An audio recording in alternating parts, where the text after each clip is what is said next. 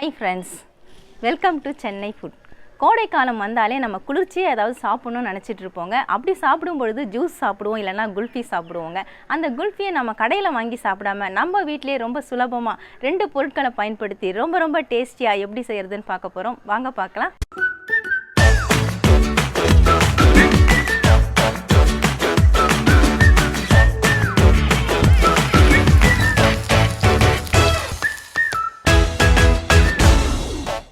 குல்ஃபி செய்யறதுக்காக நல்ல அடிகனமான பாத்திரம் எடுத்துக்கோங்க. நான் 1/2 லிட்டர் அளவுக்கு பால் எடுத்திருக்கேன். இந்த பாலை இதில் கட் பண்ணி ஊற்றிக்கலாம்.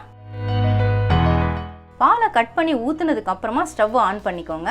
நீங்கள் சிம்மில் வச்சுட்டு கூட மற்ற வேலைகளை நம்ம ரெடி பண்ணிக்கலாம். நான் லோ ஃப்ளேமில் வச்சுருக்கேன். இந்த பால் நல்லா காஞ்சி கொதிக்கணும். பாலில் சுத்தமாக தண்ணி சேர்க்காதீங்க.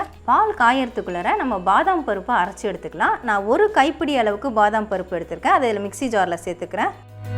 இதை நல்லா நைஸாக அரைச்சி எடுத்துக்கோங்க. பாதாம் பருப்பை இந்த மாதிரி நல்லா நைஸாக அரைச்சி எடுத்துக்கோங்க. சப்போஸ் உங்களுக்கு சாப்பிடும்போது பல்லில் கடிப்படணும்னு நினச்சிங்கன்னா கொஞ்சம் கரகரப்பாக அரைச்சி எடுத்துக்கலாம். இது அப்படியே இருக்கட்டும். அடுத்ததாக ஒரு குட்டி பவுல் எடுத்துக்கோங்க. 1 டேபிள் ஸ்பூன் அளவுக்கு கார்ன்ஃப்ளோர் அதை சேர்த்துக்கிறேன். இதுக்கு தேவையான அளவு பால் சேர்த்துக்கலாம். நான் 3 டேபிள் ஸ்பூன் அளவுக்கு சேர்த்துக்கிறேன். சேர்த்துட்டு நல்லா கட்டிகள்லாம் இல்லாமல் நல்லா கலந்து விட்டுக்கோங்க. நான் 4 ஸ்பூன் வச்சு தான் மிக்ஸ் பண்ணுறேன். அதில் மிக்ஸ் பண்ணும்பொழுது ஈஸியாக மிக்ஸ் ஆகிடும். இந்த மாதிரி லிக்விடாக இருக்கணும். பால் இப்போ நல்லா காஞ்சி கொதிச்சிட்ருக்குதுங்க. பாருங்கள் எவ்வளவு ஆடை பிடிச்சிருக்குது. அது நல்லா அதில் பால்லே எடுத்து விட்டுடுங்க. எடுத்து விட்டு நல்லா ஒரு முறை இந்த மாதிரி கலந்து விட்டுக்கோங்க. நான் லோ ஃப்ளேமில் வச்சதுனால எனக்கு எதுவுமே அடி பிடிக்கலை. சப்போஸ் ஹை ஃப்ளேமில் வச்சிங்கன்னா நீங்கள் 2-3 முறை கலந்து விட்டுக்கிட்டே இருக்கணும். இப்போ கண்டென்ஸ் மில்க் சேர்த்துக்கலாம். நான் 120 ml அளவுக்கு கண்டென்ஸ் மில்க் எடுத்திருக்கேன். அதை இதில் சேர்த்துக்கிறேன். சப்போஸ் கண்டென்ஸ் மில்க் இல்லை உங்ககிட்டனா நீங்கள் சர்க்கரையே சேர்த்துக்கோங்க. கண்டென்ஸ் மில்க் சேர்த்துட்டு நல்லா ஒரு தடவை கலந்து விட்டுக்கோங்க. ஸ்டவ் நீங்கள் மீடியம் ஃப்ளேமில் வச்சுக்கலாம்.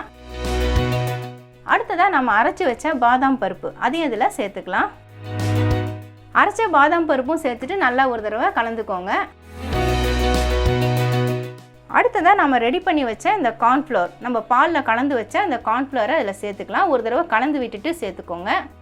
மறுபடியும் ஒரு முறை நல்லா கலந்து விட்டுக்கோங்க. இதெல்லாமே சேர்த்துட்டு நல்லா கொதிக்கணும். எல்லா பொருளுமே நம்ம சேர்த்து விட்டுட்டோங்க. சேர்த்ததுக்கப்புறம் பார்த்தீங்கன்னா நல்லா பால் இந்த மாதிரி கொதித்து வரணும். கொதித்து வந்ததுக்கப்புறம் நல்ல ஒரு திக்கான கன்சிஸ்டன்சி கிடைக்கும் நமக்கு. அதுக்கப்புறமா ஸ்டவ் ஆஃப் பண்ணிக்கலாம். குல்ஃபி செய்யறதுக்காக நம்ம ரெடி பண்ண பால் நல்லா சூடு ஆறணுங்க. இந்த மாதிரி நல்லா சூடு ஆற வச்சுருங்க. சூடு ஆறினதுக்கப்புறம் பார்த்தீங்கன்னா இன்னும் கொஞ்சம் நல்லா திக்னஸ் வந்துடுச்சு பாருங்கள். இதை நம்ம இந்த மாதிரி குல்ஃபி மோல்டில் நம்ம ஊற்றி செய்யலாம். அப்படி குல்ஃபி மோல்டு இல்லாதவங்க இந்த மாதிரி டம்ளர்லேயே செய்யலாம். வீட்டில் இருக்கக்கூடிய டம்ளரை வச்சு நம்ம குல்ஃபி செய்ய முடியும். நான் 2த்துலேயுமே உங்களுக்கு ஊற்றி ஃபில் பண்ணி காட்ட போகிறேன்.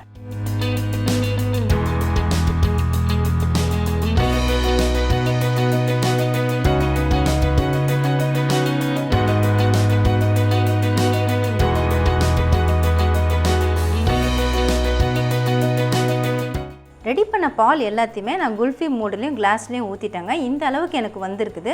இது மேலே கவர் பண்ணுறதுக்காக நான் அலுமினியம் ஃபாயில் தான் யூஸ் பண்ணுறேன். இந்த மாதிரி கிளாஸ் மேலே வச்சுட்டு நல்லா டைட்டாக ப்ரெஸ் பண்ணி விட்டாலே போதும். இந்த மாதிரி ப்ரெஸ் பண்ணி விட்டுட்டு கத்தி வச்சு லைட்டாக ஒரு கோடு போட்டுக்கோங்க. கோடு போட்டதுக்கப்புறமா இந்த மாதிரி ஐஸ் குச்சியை நடுவில் சொருகி விட்டுடுங்க. இதே மாதிரி தான் எல்லாத்துக்கும் நான் கவர் பண்ண போகிறேன். மோல்டில் செய்கிறதுனால நான் பெரிய அலுமினியம் ஃபாயில் எடுத்திருக்கேன். அதை போட்டு ஃபுல்லாக கவர் பண்ணிக்கலாம். அலுமினியம் ஃபாயில் போட்டு கவர் பண்ணிவிட்டு இந்த மாதிரி ஐஸ் குச்சியை சொருகி விட்டுடுங்க. இது நம்ம 8 மணி நேரம் ஃப்ரீசரில் வைக்கணும். 8 மணி நேரம் கழித்து பார்த்தீங்கன்னா சூப்பரான டேஸ்டியான குல்ஃபி ரெடி ஆகிடும். குல்ஃபி ஐஸை நான் 8 மணி நேரம் ஃப்ரீசரில் வச்சு எடுத்துட்டேங்க. நல்லாவே செட் ஆகிட்டு இருக்குது. இது நீங்கள் எடுக்கும்பொழுது இந்த மாதிரி அலுமினியம் ஃபாயிலை பிரித்து எடுத்துருங்க. எடுத்துகிட்டு ஒரு ஃபியூ செகண்ட்ஸ் நம்ம வெளியே வச்சாலே ஈஸியாக எடுக்க வரும். அப்படி இல்லை உங்களுக்கு உடனே எடுக்கணும்னு நினச்சிங்கன்னா இந்த மாதிரி தண்ணியில் வச்சுட்டு லைட்டாக நீங்கள் ஃபியூ செகண்ட்ஸ் அப்படியே முக்கி எடுத்துக்கினா போகிறோம். ஃபியூ செகண்ட்ஸ் இந்த மாதிரி தண்ணியில் வச்சு நம்ம இந்த மாதிரி முக்கி எடுத்தோம்னா ஈஸியாக எடுக்கிறதுக்கு வரும். பாருங்கள் ஈஸியாக கழண்டு வருது. கஷ்டமே பட வேணாம். இந்த குச்சியை வச்சு நம்ம அப்படியே ஒரு சுழட்டி விட்டுட்டு அப்படியே ஈஸியாக வெளியே எடுத்துடலாம். சூப்பரான குல்ஃபி ரெடி ஆயிடுச்சு பாருங்கள். இதே மாதிரி தான் நான் மோல்டுலேருந்து எடுக்க போகிறேன். அவ்வளவுதான் ஃப்ரெண்ட்ஸ், வீட்டில் இருக்கக்கூடிய பொருட்களை வச்சு ரொம்பவே டேஸ்டியான குல்ஃபி நம்ம ரெடி பண்ணிட்டோம். இனிமேல் உங்கள் வீட்டில் குட்டீஸ்லாம் குல்ஃபி கேட்டாங்கன்னா நீங்கள் கடையில் வாங்கி கொடுக்க வேண்டாம், உங்கள் வீட்லேயே சுலபமாக நீங்கள் செஞ்சு கொடுத்துடலாம். இந்த மாதிரி செஞ்சு கொடுக்கறதுனால சுத்தமாகவும் இருக்கும், ஆரோக்கியமாகவும் இருக்கும், டேஸ்ட்டாகவும் இருக்கும். திரும்ப திரும்ப அவங்களும் கேட்பாங்க. நம்மளும் குறைஞ்ச செலவுலேயே குல்ஃபியை செஞ்சு கொடுத்துடலாம். ரொம்பவே சுவையான இந்த குல்ஃபியை நீங்களும் கண்டிப்பாக ட்ரை பண்ணி பாருங்கள். பால் சர்க்கரையை மட்டுமே வச்சு ரொம்பவே டேஸ்டியான குல்ஃபி ரொம்ப ஈஸியாக எப்படி செய்கிறதுன்னு வீடியோவில் பார்த்துருப்பீங்க. கண்டிப்பாக நீங்களும் ட்ரை பண்ணுங்கள். உங்கள் வீட்டில் இருக்கக்கூடிய குட்டீஸ்லாம் ஒன்று கூட மிச்சம் வைக்க மாட்டாங்க. உங்களுக்கு இந்த வீடியோ பிடிச்சிருந்தா லைக் பண்ணுங்கள், ஷேர் பண்ணுங்கள், சப்ஸ்கிரைப் பண்ணுங்கள். பக்கத்தில் இருக்க பெல் ஐக்கானை கிளிக் பண்ணிக்கோங்க. அதில் ஆல்னு ஒரு ஆப்ஷன் காட்டும், அதையும் கிளிக் பண்ணிக்கோங்க. நன்றி, வணக்கம்.